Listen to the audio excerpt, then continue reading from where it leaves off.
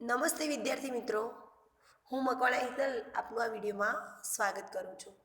વિદ્યાર્થી મિત્રો, ધોરણ 10માં 23મું જે ચેપ્ટર છે લઘુ કાવ્યો, તેમાં આપણે લઘુ કાવ્ય દુહા મુક્તક અને હાઈકુ, તેમાં આપણે શ્રી રઈશ મણિયાર અને બેફામ એટલે કે બરકત વિરાણીનો પરિચય પ્રાપ્ત કર્યો અને તેમના જે મુક્તકો છે તે મેં તમને સમજૂતી આપી હતી.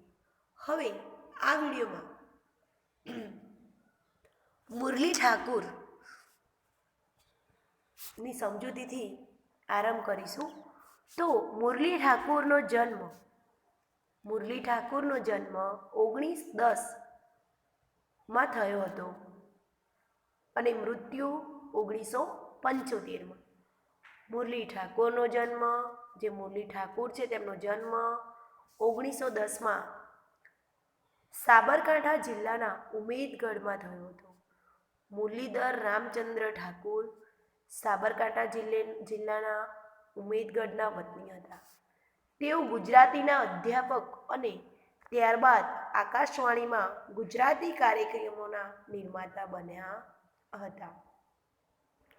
મુરલી ઠાકુર ગુજરાતીના અધ્યાપક અને ત્યારબાદ આકાશવાણીના જે ગુજરાતીના કાર્યક્રમો છે તેના નિર્માતા બન્યા હતા. સફર અને બીજા કાવ્યોમાં તેમના કાવ્યો સંગ્રહાયા છે. મુરલી ઠાકુરના કાવ્ય સંગ્રહો કયા છે? સફર અને બીજા કાવ્યો મુરલી ઠાકુરના કાવ્ય સંગ્રહો છે. સફર અને બીજા કાવ્યો મુરલી ઠાકુરના કાવ્ય સંગ્રહો છે. મેળો તેમના બાળ ગીતનો સંગ્રહ છે. મુરલી ઠાકુરના બાળ ગીતનો સંગ્રહ કયો છે? મેળો એ મુરલી ઠાકુરના બાળ ગીતોનો સંગ્રહ છે. પ્રેમલ જ્યોતમાં તેમની વાર્તાઓ ગ્રંથસ્થ થઈ છે. પ્રેમલ જ્યોતમાં મુરલી ઠાકોરનું વાર્તાઓ ગ્રંથસ્થ થઈ છે. મુરલી ઠાકોરની વાર્તાઓ શેમાં ગ્રંથસ્થ થઈ છે? મુરલી ઠાકોરની વાર્તાઓ પ્રેમલ જ્યોતમાં ગ્રંથસ્થ થઈ છે. ગાંધીવાડી નામની તેમનો અભ્યાસ ગ્રંથ પ્રસિદ્ધ થયો છે. મુરલી ઠાકોરનો અભ્યાસ ગ્રંથ કયા નામે પ્રસિદ્ધ થયો છે? મુરલી ઠાકોરનો અભ્યાસ ગ્રંથ ગાંધીવાણી નામથી પ્રસિદ્ધ થયો છે. ગાંધીવાણી એટલે કે ગાંધીજીની વાણી નામથી અભ્યાસ ગ્રંથ પ્રસિદ્ધ થયો છે. પ્રસિદ્ધ થયો એટલે કે ફેમસ થયો છે, પ્રચલિત થયો છે.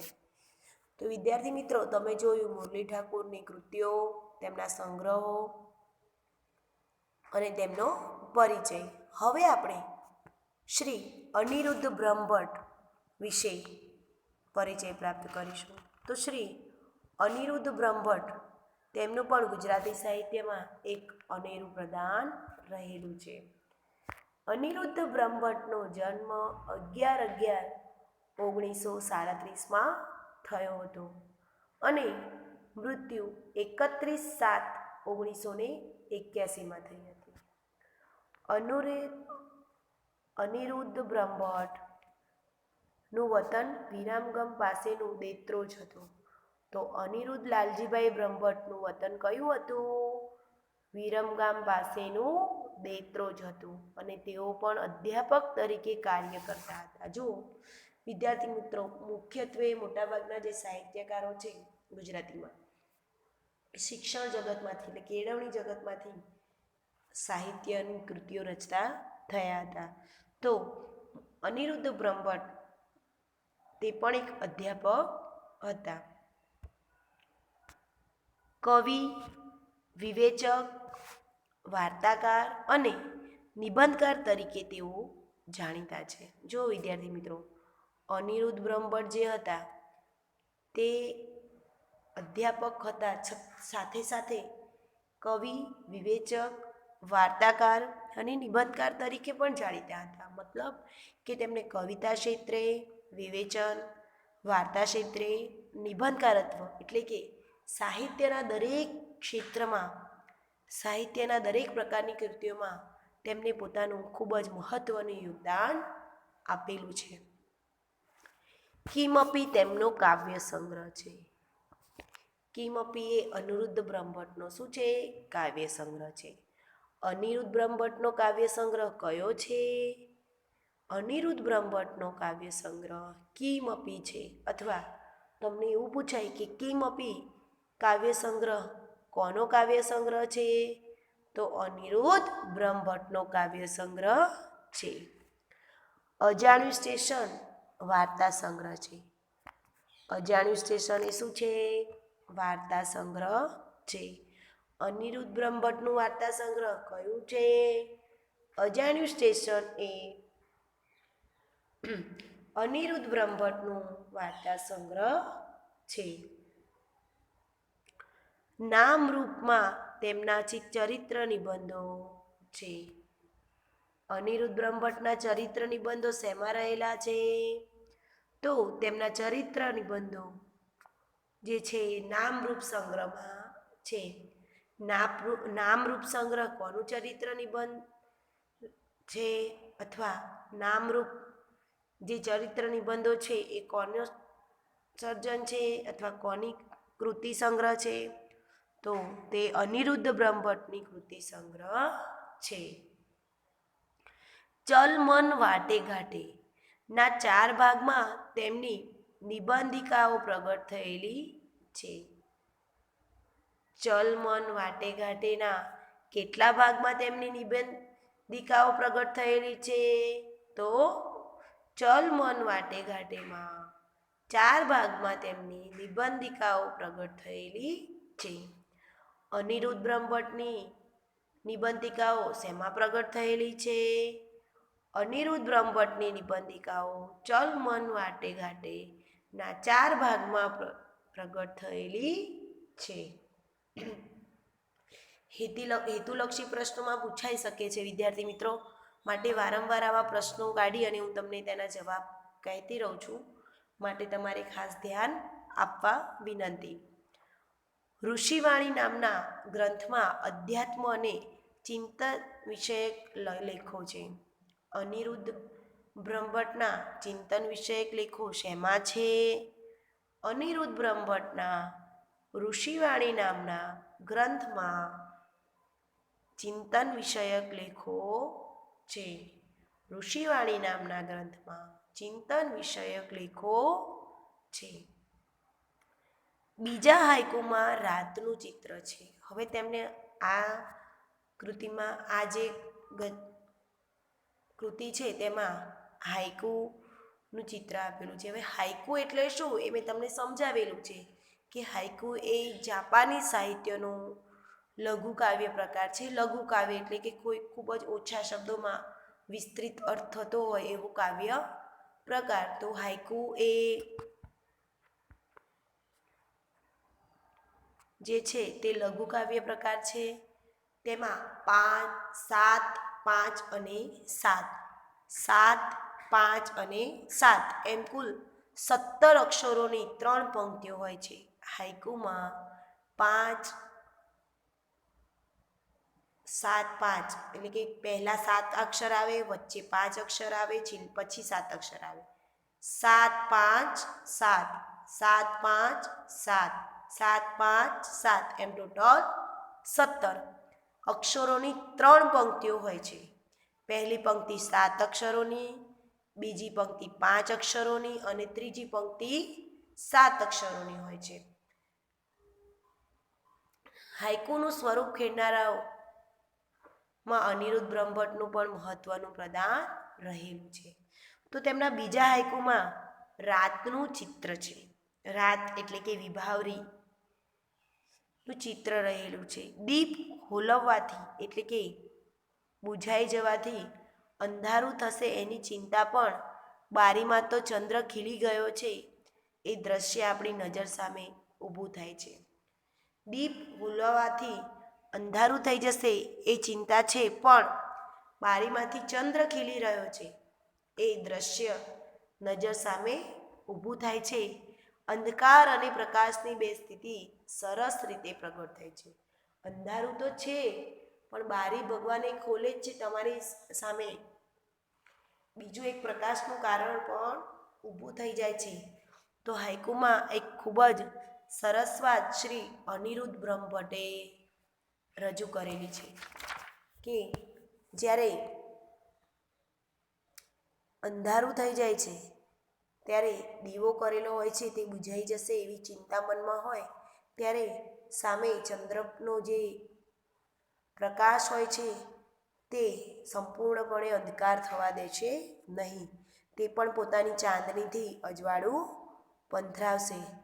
તો અહીં બે સ્થિતિ પ્રગટ કરવામાં આવી છે, અંધકાર અને પ્રકાશની. નકારાત્મકતા તો છે, પણ સામે સકારાત્મકતા પણ છે. તો અનિરુદ્ધ બ્રહ્મભટ્ટ વિશે તમે પરિચય પ્રાપ્ત કર્યો, તેમની કૃતિઓ અને દરેક ક્ષેત્રમાં તેમનું કેવું પ્રદાન રહેલું છે તે જોયું. હવે આપણે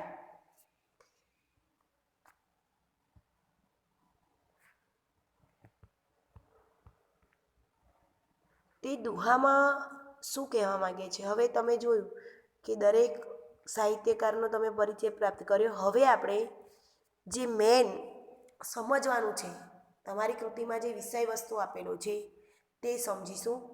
તો પ્રથમ આપેલું છે દુહા, પછી છે મુક્તક અને પછી છે હાઈકુ. હવે હું તમને દુહા એટલે શું, દુહા એટલે શું, તો દુહા એ 2 થી 4 પંક્તિઓમાં હોય છે અને ચોટ અને લાઘવ તેના મુખ્ય લક્ષણો હોય છે. દુહા એ કેવા હોય છે, 2 થી 4 પંક્તિઓમાં હોય છે. તો અહીં જોઈએ તો દુહા એ મૂળ લોક સાહિત્યનું સ્વરૂપ છે.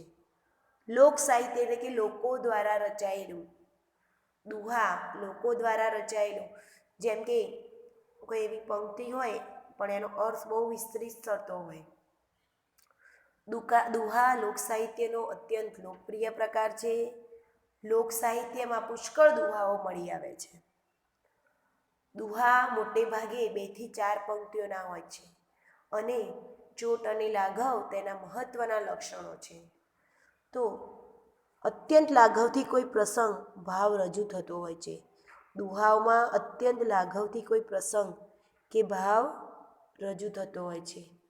પ્રથમ દુહામાં ઉત્તમ વ્યક્તિ બનવું, પ્રથમ દુહામાં ઉત્તમ વ્યક્તિ બનવું એ કેટલું અઘરું છે, એટલે કે મુશ્કેલ છે, એ ભાવ જુદા જુદા ઉદાહરણો દ્વારા વ્યક્ત થયો છે. પ્રથમ દુહામાં ઉત્તમ વ્યક્તિ બનવું એ કેટલું અઘરું છે, એ ભાવ જુદા જુદા ઉદાહરણો દ્વારા વ્યક્ત થયો છે. કુલ દીપક થવું કઠિન, એટલે કે પોતાના કુળને ઉજ્જવળ બનાવનારું બનવું ખૂબ કઠિન છે. દેશ દીપક થવું તો દુર્લભ વાત છે. દેશ દીપક, આખા દેશને ઉજ્જવળ કરવું તો ખૂબ જ દુર્લભ વાત છે. જ્યારે જગતના દીપક બનવું એ આખા જગતને અજવાળવું એ તો કાંઈ ભગવાનનો અંશ હોય તે જ વ્યક્તિ કરી શકે છે. તો વિદ્યાર્થી મિત્રો, અહીં દુહા આપેલા છે એ તમે જોઈ શકો છો. તો આપણે તેની સમજૂતી પ્રાપ્ત કરીશું. અને પહેલા દુહામાં શું કહેવા માંગે છે, તો પહેલા દુહામાં ઉત્તમ વ્યક્તિ બનવું કેટલું અઘરું એ સમજાવવા કુલદીપક, દેશદીપક અને જગદીપકના દ્રષ્ટાંત આપીને સમજાવ્યું છે. જ્યારે બીજા દુહામાં કવિએ વર્ણવ્યું છે કે આદર અને સ્નેહ મહત્વના છે. આદર અને સ્નેહ મહત્વના છે, તે જ સાચો સંબંધ છે. આદર અને સ્નેહ વિનાના ઘરમાં સોનાનો વરસાદ થતો હોય તો પણ ત્યાં જવું જોઈએ નહીં. જ્યાં તમારી ઇજ્જત ના હોય, જ્યાં તમને માન સન્માન ના આપવામાં આવતું હોય, તે ઘરે જવાનો કોઈ અર્થ નથી. કોઈ બંગલો હોય, કોઈના ઘરે બહુ મોટો બંગલો હોય, સોનાની થાળીમાં જમતા હોય, એવા વ્યક્તિના ઘરે તમે જાઓ પણ સરખું તમને મન આપે અને આવકારો પણ ન આપે તો એવા ઘરે જવાનો કોઈ અર્થ નથી. પણ કોઈ ગરીબની ઝૂંપડીએ જાઓ અને તમને આમ ભાવભીનો આવકારો આપે, મીઠો આવકારો આપે, પોતે સૂકું ખાતા હોય તો પણ એમાંથી ભાગ કરીને તમને આપે તો તે ખરેખર ભગવાનના આવકાર જેવો આવકાર અને માન મળ્યું કહેવાય.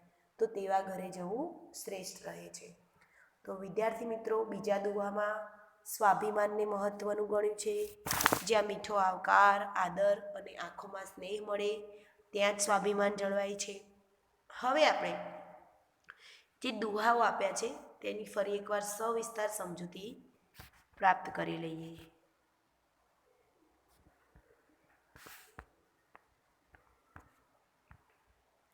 સ્ક્રીન ઉપર તમને જે દુહો દેખાય છે તેમાં આપણે પ્રથમ દુહો જોઈશું. કુલ દીપક થાવું કઠિન છે. કુલ દીપક થાવું કઠિન છે. દેશ દીપક દુર્લભ. એટલે કે કુલનું દીપક એટલે કે કુળને ઉજ્જવળ કરનાર, આપણું કુળ, આપણું કુટુંબ. કુળ એટલે આપણું કુટુંબ, કુળ આપણી પેઢી. થાવું એટલે કે થવું. કઠિન એટલે કે કેવું છે? અઘરું છે, મુશ્કેલ છે. જ્યારે દેશ દીપક એટલે કે દેશનો દીપક એટલે કે સમગ્ર દેશ, આપણી જે માતૃભૂમિ છે, આપણો દેશ છે, તેનો દીપક થવું તો ખરેખર દુર્લભ છે. તે તો ખૂબ જ અઘરું છે, શક્ય નથી. સરળતાથી પ્રાપ્ત થઈ શકે તેવી વાત નથી. તમે જો આર્મીના જવાનો છે એ કેવા છે? દેશના દીપક કહેવાય એ લોકો. આપણા દેશમાં ઘણા મોટા મોટા એવા રાજા મહારાજાઓ થઈ ગયા, મોટા વ્યક્તિ, જેમ કે તમે જુઓ ગાંધીજી છે, રાજા વિક્રમાદિત્ય છે, રાણી લક્ષ્મીબાઈ છે, બાબા સાહેબ આંબેડકર છે. આ બધા કેવા થયા? આ દેશ દીપક થયા કહેવાય. એવું થવું તો ખરેખર દુર્લભ છે જ ને. કુળ દીપક થવું તો કઠિન છે, અઘરું છે. પોતાના કુટુંબને ઉજ્જવળ કરવું એ અઘરું છે, જ્યારે દેશ દીપક થવું એ તો દુર્લભ વાત છે. જ્યારે જગ દીપક, આખા જગતને, વિશ્વને જગદીશના અંશિકોક અલભ્ય. એટલે કે તે તો પ્રભુનો, જગદીશ એટલે કે પ્રભુ, ઈશ્વર, ઈશ્વરનો જે અંશ હોય ને, ઈશ્વરનો અવતાર હોય તે કરી શકે છે. સામાન્ય માણસનું તે કામ નથી. તો પ્રથમ દુહામાં શું કહેવા માગે છે? કે કુળનો દીપક થવું કાઠું છે, અઘરું છે. દેશ દીપક થવું એ તો દુર્લભ વાત છે. જ્યારે જગતનો દીપક થવો એટલે કે જગને ઉજ્જવળ કરનારું બનવું એ તો કોઈ ઈશ્વરનો અંશ હોય, પરમાત્માનો અવતાર હોય તે જ કરી શકે છે. તો પ્રથમ જે દુહો આપેલો છે એ દુહામાં કહેવા માગે છે કે કુળને દીપાવનાર, કુલ દીપક થવું અઘરું છે. દેશને ઉજાળનાર, દેશ દીપક થવું પણ મુશ્કેલ છે. વિશ્વને ઉજાળનાર, જગ દીપક થવું એટલે જગદીશના કોઈક અંશી પણ મળવા મુશ્કેલ છે. શું કહેવા માગે છે પ્રથમ દુહામાં? કુળને દીપાવનાર, કુલ દીપક થવું અઘરું છે. દેશને ઉજાળનાર, દેશ દીપક થવું પણ મુશ્કેલ છે. વિશ્વને ઉજાળનાર, જગ દીપક થવું એટલે કે જગદીશના કોઈ અંશ એટલે કે ઈશ્વરના અંશ પણ મળવા મુશ્કેલ છે. વિદ્યાર્થી મિત્રો, હવે આપણે બીજો દોહો જોઈશું. બીજા દોહામાં શું કહેવા માગે છે? આવ નહીં આદર નહીં. શું કહેવા માગે છે? આવ નહીં આદર નહીં. આવ નહીં આદર નહીં. આવ એટલે કે આવકાર, આવ એટલે આવકાર, અને આદર એટલે કે સન્માન, માન, ઇજ્જત. નહીં નયનમાં ને, ને એટલે સ્નેહ, પ્રેમ. નયન એટલે આંખ, નયન એટલે આંખ, અને ને એટલે સ્નેહ. એટલે કે જ્યાં આવકાર નથી, સન્માન નથી અને આંખોમાં સ્નેહ નથી. શું કહે છે? આદર નથી, આવકારો નથી અને આંખોમાં સ્નેહ એટલે કે પ્રેમ નથી. તે ઘર કદી ન જઈએ. તે ઘરે કદી, ગૃહ ક્યારેય જવું જોઈએ નહીં. કંચન વર્ષે મેં, કંચન એટલે સોનું, ભલે ને ત્યાં આકાશમાંથી સોનાનો વરસાદ થતો હોય તો પણ તે ઘરે જવું જોઈએ નહીં. શું કહે છે બીજા દુહામાં? તો જે ઘરે જઈએ અને ત્યાં આવકાર ન મળે, આદર ન મળે, એ ઘરના કોઈ સભ્યની આંખમાં આપણા પ્રત્યે સ્નેહ ન હોય, એવા ઘરે કદી ન જવું, પછી ભલે ને તેના ઘરમાં સોનાનો વરસાદ વરસતો હોય. બીજા દુહામાં શું કહેવા માગે છે? જે ઘરે જઈને ત્યાં આવકાર ના મળે, આદર ના મળે, એ ઘરના કોઈ સભ્યની આંખમાં આપણા પ્રત્યે પ્રેમ ન હોય, તેવા ઘરે કદી જવું જોઈએ નહીં, પછી ભલે તે ઘરમાં સોનાનો વરસાદ વરસતો હોય.